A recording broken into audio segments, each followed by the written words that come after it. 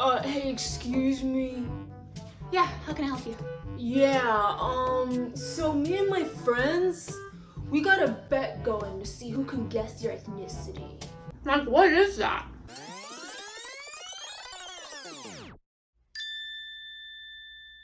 Hello, you guys! Welcome back. Today we are eating nuclear noodles. Not just any nuclear noodles, but the, okay, please feel free to roast me at this time. Is it carbonara or carbonara? All I know it as is carbonara. Give me 1 second. Carbonara. Carbonara. I don't know why she had an accent. Do they usually have accents? I haven't had these in a really long time. I'm pretty excited. And I don't remember them being all that spicy. Also, this is 2 packs. Doesn't it look really little for 2 packs? Maybe I'm just used to like ramen, like with broth. Okay, let's take a bite. Oh, I have kimchi and pickled scallions here too. Oh, wait, sorry. Oh my God, I'm getting so ahead of myself. Today, we are drinking, Modelo Chelada. Some people hate them, some people love them. I love them.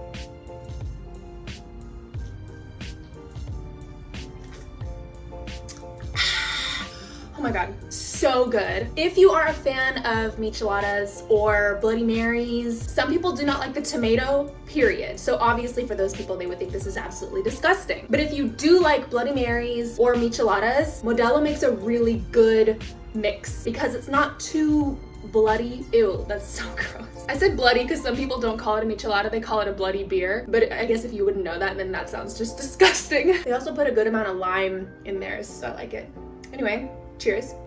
Look, I'm propagating my little plants. Aren't they cute? I just got this desk behind me. Oh yeah, my setup is different. I just got a desk. I really wanted a desk so that I wasn't working on my laptop in bed or on the couch. I wanted like a proper workspace so I don't feel like a slob just laying around all day. And I haven't really done much with it, but my vision is lots of plants. You know, I want it to look like clean and cozy at the same time, and I really feel like plants are a great way to do that. So I am propagating 3 different little plants.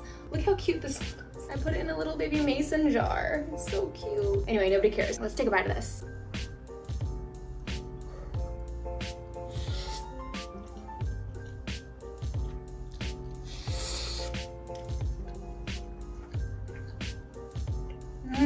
I don't know if it's just me, but the carbonara tastes cheesier than the cheese nuclear noodles.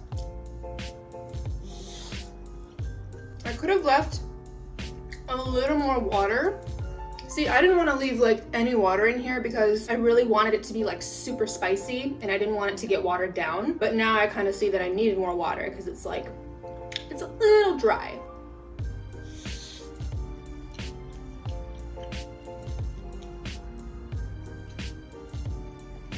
If you guys don't eat kimchi, you really should. It's so good for you.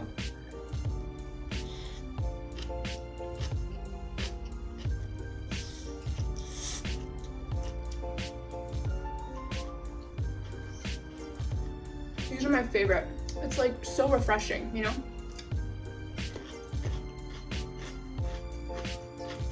It's like when you're eating sushi and you just like take a couple bites of ginger just to kind of like cleanse your palate. That's exactly what that is for me.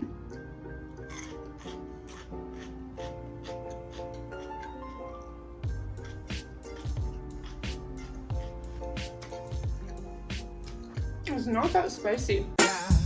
If you actually enjoy spicy food, like this is good spice, it's good.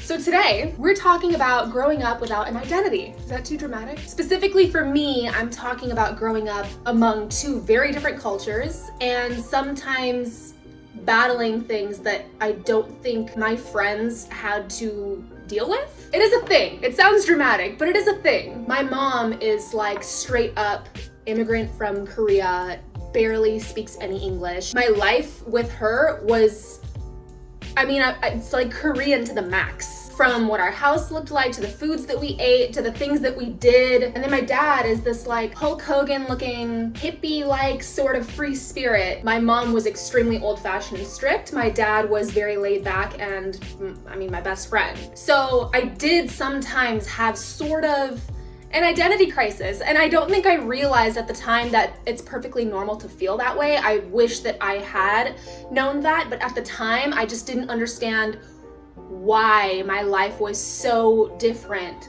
from that of my friends. They just could not relate to a lot of the things that were actually a very normal, regular part of my everyday life. So I'm gonna go through a couple examples today, and this is not specific to Koreans. This is just, Korean obviously is my personal story, but I think that anyone that grew up with like an immigrant parent will relate. Like even if both of your parents were actually immigrants, you growing up in an area where that's not a common thing can still make you feel the same way that I felt. So let me just explain. Example number one, this is gonna sound so like dramatic, but this really was very real for me. My friends would forget that I'm Asian. This actually happened to me a lot. Growing up, I didn't have a lot of Asian friends. Any Asian friends that I did have were from church. At school, I had no Asian friends at all. And a lot of them really would truly forget that I am not white. I think obviously at first glance, I'm Asian. But when they would like see my dad and they would get to know my personality and I was so Americanized, they would truly forget that I'm Korean. And when I would do or say something that like related to Korean culture, it would blow their fucking mind. Wait, is this your driver's license? Wait. Your middle name is Chung? Yeah? Oh my god, like Chung Lee? Oh my god, that's so Asian. Hey guys, Sarah's middle name is Chung. That's so Asian. That's crazy. Chung Lee. Wait, so do you have like a Korean name? I mean, I guess. What is it? Sara. Holy shit, that's so weird. Wait, so like what does that mean? Sarah. Especially when I speak Korean. Hello? 엄마. 나 그냥 친구 집에 있어. 가서 밥 좀 먹고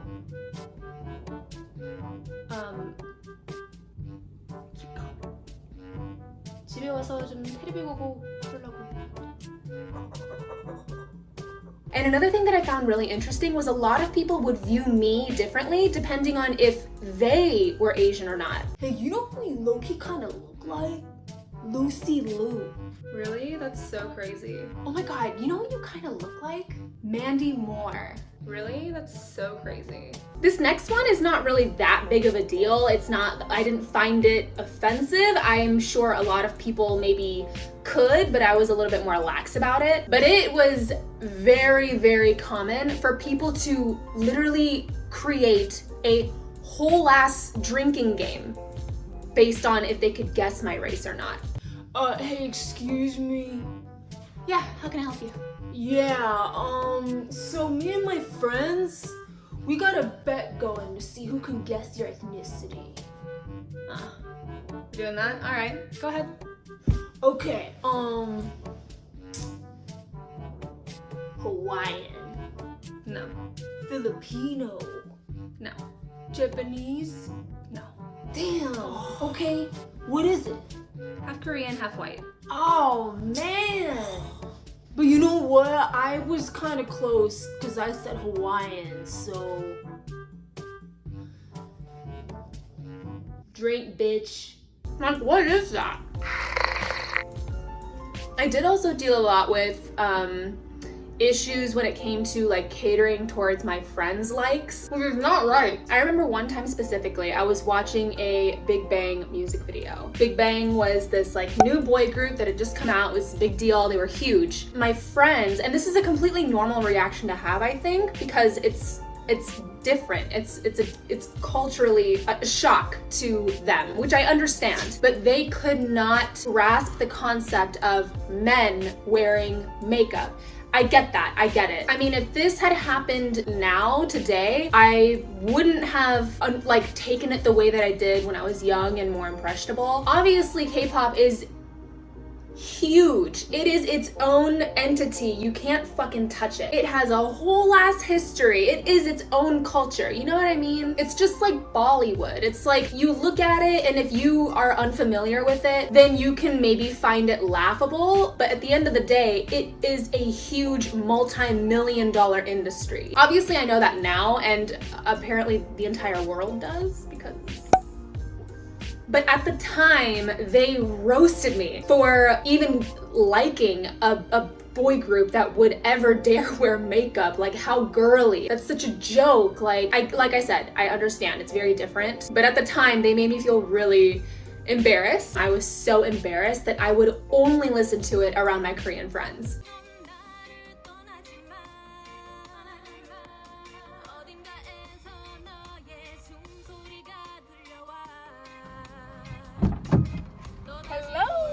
Hi! Oh, I love this song.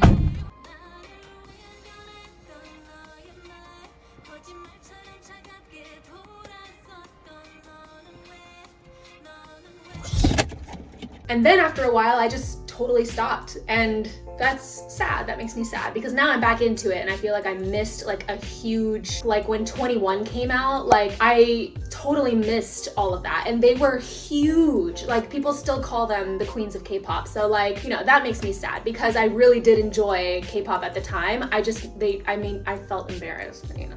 That's nobody's fault but my own. It just comes from, you know, being influenced by what is around me, even though technically it was a part of my culture. Just to be clear, none of the stuff actually bothers me. They're just things that I have thought about now in hindsight, now that I kind of understand like why I was feeling certain ways about certain things. Because at the time, I felt so out of place that if anything, it made me like resent being Asian. Because to me, it wasn't about like, oh, I come from a different culture, that's why things are a little bit different for me. It was just like thinking about like surface level stuff. Like I hated speaking Korean to my mom in front of my friends. See, these are all things that were a personal issue. You know what I mean? Like I was making myself feel that way. I'm sure you can relate. You know, I was talking shit earlier because I was saying 2 packs doesn't even look like much, but I'm so full.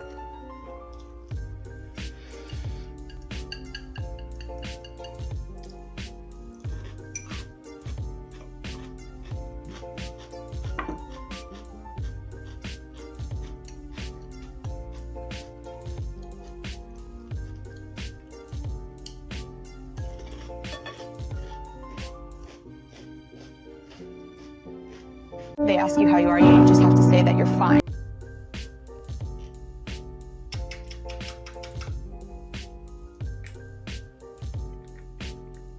I hope you guys enjoyed this video. I'm gonna go lay down. Also, if you can handle like spicy food in general, it's so good. It's so like creamy and cheesy with this like underlying like nice fiery burn. I really hope you guys enjoyed today's video. Thank you so much for watching. I hope that this niche I've created for myself is working. It's really fun for me to do. You know, it's kind of like, it's not really mukbang, but it's like combining food with story times and like reenactment skits. It's like food and acting combined into one, which for me that is me. That's me. I hope it's working. Please comment below and let me know if you like it so that I know that I'm not a piece of trash. All right, thanks for watching guys, and I will see you in the next video.